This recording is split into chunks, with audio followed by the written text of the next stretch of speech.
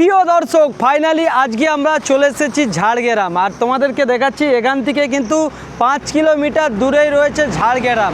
আর আজকে আপনাদেরকে কোলাঘাট থেকে শ্যাম ভাই 2026-এ একদম এই ঝাড়গ্রামের মজা নিতে চলে এসেছি। আজ পুরো দেখাবো এই ঝাড়গ্রামের পরিবেশটা।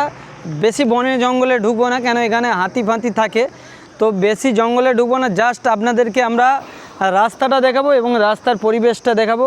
আপনারা দেখতে থাকুন, সাথে থাকুন, আশা করছি আপনাদের পুরো মন ভরে যাবে। চলো একটু আসতে হবে। তো বন্ধুরা, একদম ঝাড়গ্রামের মজাটা তোমাদেরকে দিচ্ছি আজ কোলাঘাট থেকে শ্যাম ভাই। ঝাড়গ্রামের মজা, তো পেছন দিকের পরিবেশটা দেখতে পাচ্ছ বন্ধুরা, সেই লেভেল। আর বন থেকে কিন্তু কিছুক্ষণের মধ্যে নাকি হাতি বেরাবে বললো একজন, জানি না বেরাবে কি না। তো একদম কিন্তু কোয়ালিটি তো দুর্দান্ত। আপনারা দেখতে পাচ্ছেন সন্ধ্যার মুহূর্ত, একদম মানে সন্ধ্যা হবে। আমরা যেই টাইমে এসেছিলাম প্রায় সন্ধ্যা হয়ে গিয়েছিল।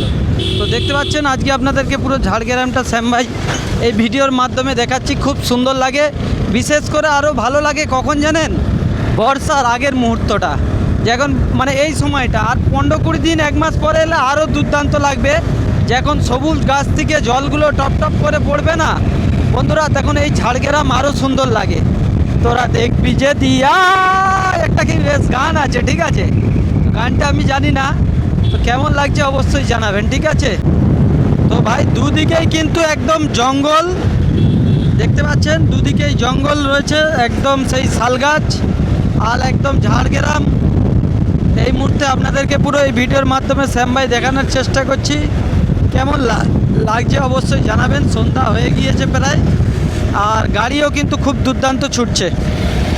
তো বন্ধুরা, ঝাড়গ্রামের ভিডিওটা যদি ভালো লাগে একটু লাইক কমেন্ট করবে, আর কেমন লাগলো পরিবেশটা অবশ্যই জানিও।